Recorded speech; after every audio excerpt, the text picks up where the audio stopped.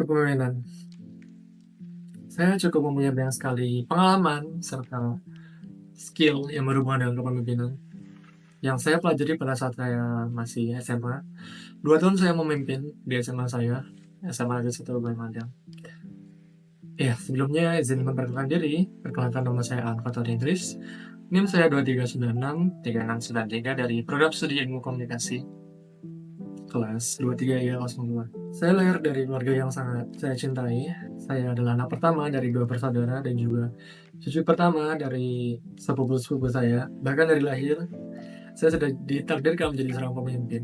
Oleh karena itu, saya sudah terbiasa bagaimana memimpin suatu kelompok, baik itu menjadi ketua kelas, jadi ketua organisasi, ataupun sebuah kelompok belajar. Dan pada saat itu, saat saya masih sekolah, saya sering sekali ditunjuk menjadi seorang ketua kelas. Dan dari sebuah sinyal itu, saya memutuskan untuk menjadi ketua OSIS pada saat saya SMA dan dilanjutkan jadi ketua MPK di SMA saya dulu. Saya lahir dari sebuah tempat yang sangat indah, dikelilingi dengan pesawahan, perkebunan, dan juga irigasi yang sangat tertata rapi.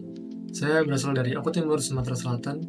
Umur saya tahun ini, ya bisa dibilang, saya merasa diri saya tahun ini cukup tua. Umur saya di tahun ini adalah 21 tahun. Saya lahir 2004. Saya pernah diamanahkan, alhamdulillah pada waktu itu, 1 tahun saya menjadi ketua OSIS di SMA saya, SMA Negeri 1 Buin Mandang.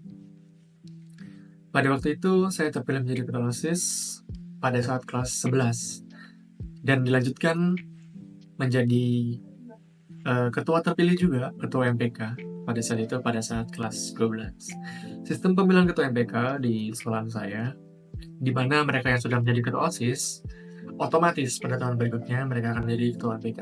Ya, begitulah. Itu cukup membuat saya bangga pada waktu itu, sangat-sangat bangga, dan juga mendapatkan banyak sekali pengalaman yang sampai saat ini itu membentuk karakter saya. Karakter saya yang sekarang ini 30% terbentuk dari organisasi. Visi dan misi ya. Oke, jujur saja, saya cukup lupa dengan visi dan misi saya pada saat itu. Saya mencalonkan diri menjadi ketua OSIS pada saat tahun 2021, dan 2021, 4 tahun yang lalu, itu tidak terasa bagi saya. Dan itu sudah 4 tahun yang lalu, masa dimana saya merasakan bahagianya menjadi remaja SMA ya. Dan visi dan misi saya tidak selalu melupakannya karena itu adalah bagian atau pengalaman yang sangat-sangat berharga bagi saya, jadi saya tidak akan pernah melupakannya. Oke, untuk visi dan misi saya pada saat itu, visi saya karena OSIS itu organisasi yang dibawahi oleh sekolah dan kami hanya menjadi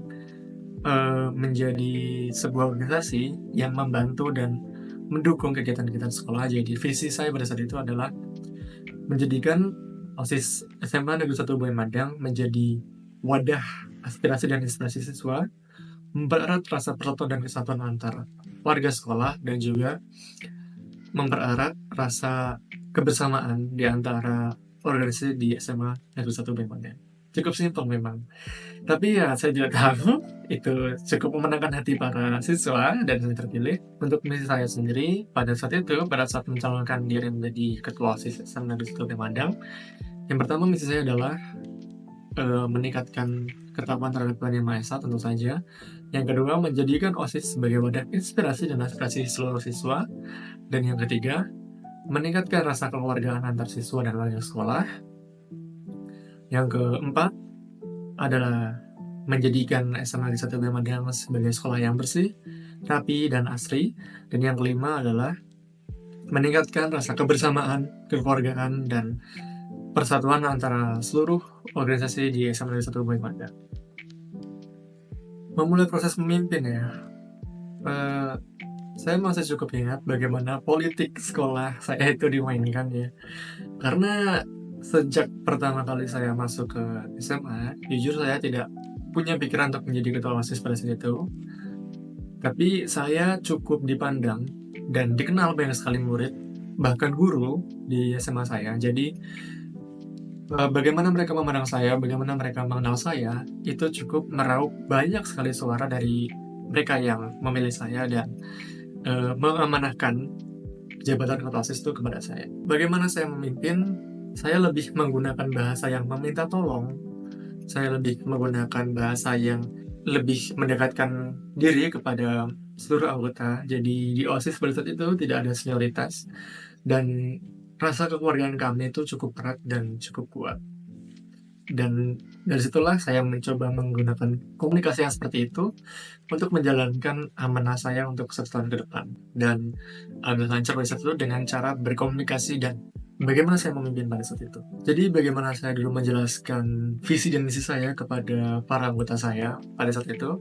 Di awal tahun, di mana mereka semuanya mulai dilatih, anggota-anggota yang belum dilantik atau calon anggota OSIS, di situ mereka sudah menyetujui bagaimana proses atau jalannya suatu organisasi ini pada saat pelatihan itu, dan mereka setuju pada saat itu. Jadi bukan saya pribadi yang menjelaskan, tetapi lebih ke kami sebagai senior yang saat itu melatih mereka untuk menjadi anggota OSIS. Jadi bagaimana terkhususnya bagaimana saya memimpin masjid itu untuk menjelaskan visi dan misi saya jelaskan pada saat rapat kerja. Jadi saya mempunyai visi dan misi ini, mari kita bangun bersama-sama. Karena tanpa adanya kalian, visi dan misi ini tidak akan tercapai. Amanah yang terjalankan kepada saya juga tidak akan tercapai. Sekolah juga tidak akan mendapatkan tempat untuk lebih maju. Bagaimana saya menghadapi masalah pada saat itu, baik secara internal maupun eksternal organisasi? Untuk internal sendiri pada saat itu, karena banyaknya sekali pengalaman yang saya dapat 2 tahun saya memimpin di OSIS, cukup banyak juga cerita yang bisa saya sampaikan, tapi tidak mungkin saya ceritakan semuanya. Untuk internal, saya mempunyai kasus pada saat itu, di mana anggota saya sudah tidak bisa aktif, tetapi tetap menggunakan nama OSIS untuk membesarkan nama dia atau menyombongkan dirinya. Pada saat itu yang kami lakukan adalah berdiskusi. Kami menjalankan diskusi, baik dari OSIS dan MPK, dan seluruh anggota kami ajak diskusi bagaimana kelanjutan dari jabatan atau keanggotaan dari anak ini ke depannya. Kami diskusikan pada saat itu, jadi kami lebih menggunakan cara bermusyawarah pada saat itu. Setelah kami mengumpulkan cukup banyak suara, setelah kami mengumpulkan cukup banyak ide, maka kami memutuskan untuk memberi suatu sanksi kepada anak yang bersangkutan.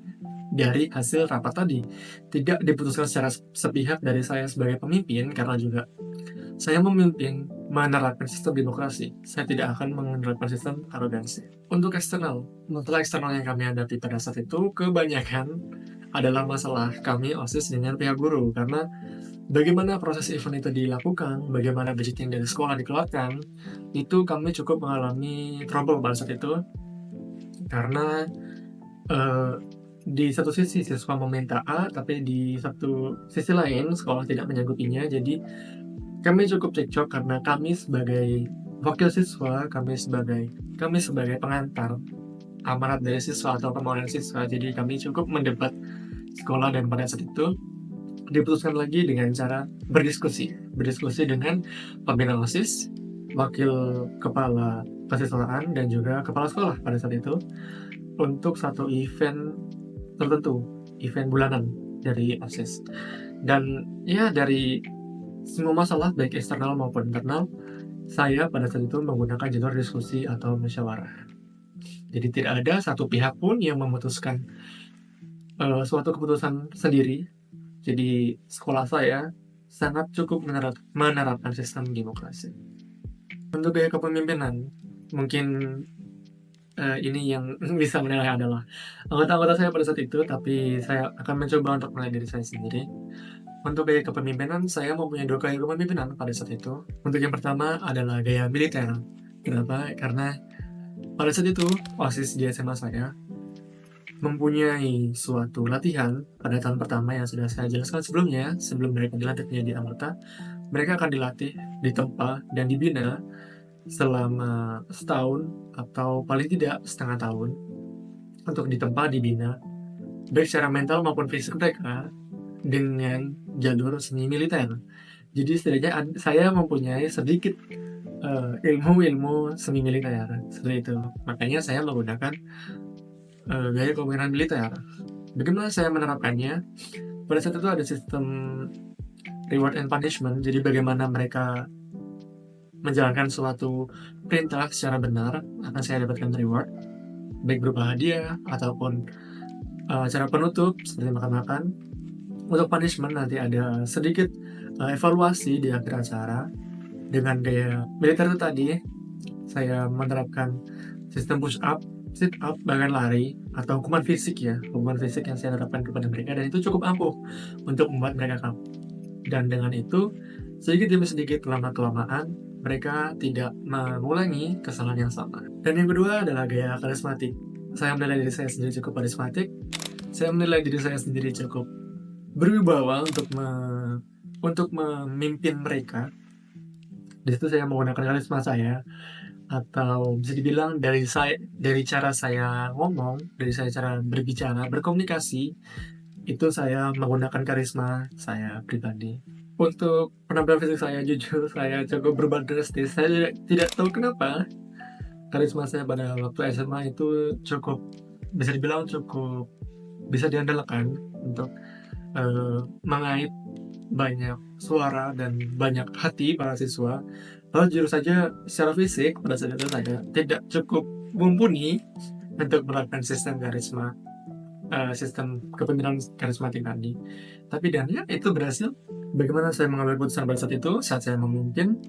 Ya seperti yang sudah saya jelaskan tadi, saya menerapkan sistem diskusi, sistem musyawarah, sistem demokrasi untuk seluruh warga sekolah, baik anggota OSIS dan siswa biasa. Jadi kami mengumpulkan beberapa ketua kelas untuk diajak diskusi dan bermusyawarah tentang suatu permasalahan dan mengambil keputusan dengan jalur diskusi atau keputusan bersama. Untuk implementasi kepemimpinan, saya cukup banyak mengimplementasikan bagaimana ilmu saya digunakan atau ilmu yang sudah saya terapkan pada saat saya belajar memimpin pada saat itu. Yang pertama dengan cara mengatur waktu. Sekarang bisa memanage bagaimana waktu, hari, dan juga tugas yang akan saya lakukan. Itu saya bisa mengaturnya. Itu yang pertama. Yang kedua, efisiensi waktu atau bagaimana saya memanfaatkan waktu itu. Jadi tidak ada waktu yang terbuang sia-sia. Saya akan memanfaatkan waktu tersebut sebaik mungkin. Karena pada saat itu, setiap kali saya mempunyai atau mendapatkan suatu event dari sekolah, saya akan menyusun sesuai rapat kerja yang sudah saya buat sebelumnya itu tadi. Dari waktu ke waktu itu sudah saya susun. Tinggal saya menjalankan seperti hari Senin saya mau ngapain, Selasa mau ngapain, Rabu mau ngapain. Itu semuanya sudah tersusun. Jadi dari situ saya belajar bagaimana memanage waktu. Yang ketiga, bagaimana saya menggunakan tata cara bahasa dan mengkomunikasikan sesuatu kepada orang lain. Saya cukup mempelajari itu. Bagaimana saya meminta tolong, bagaimana saya menginginkan sesuatu, itu saya implementasikan juga di kehidupan sehari-hari. Mental, tak lupa mental. Yang terakhir tapi juga tak kalah penting, mental. Mental saya cukup terbentuk karena dibina dan ditempa setengah tahun itu secara semi militer. Jadi mental saya bisa dibilang cukup kuat, mental saya cukup berani untuk menerjang tantangan seperti apapun karena didikan senior saya pada saat itu. Jadi mental saya yang sudah terasah saat saya memimpin, saya bertemu banyak sekali orang penting pada saat itu, dan ya saya menjadi orang yang memiliki mental cukup kuat untuk menghadapi semua tantangan. Ya mungkin cukup itu saja yang dapat saya ceritakan pengalaman saya menjadi seorang pemimpin pada saat itu. Pada saat saya SMA, masa yang begitu indah, masa yang begitu menyenangkan, masa SMA, dan ya saya mengalami itu.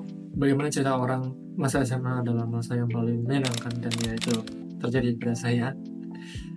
Walaupun beberapa kali juga saya sakit kepala karena harus membagi waktu antara sekolah dan juga organisasi.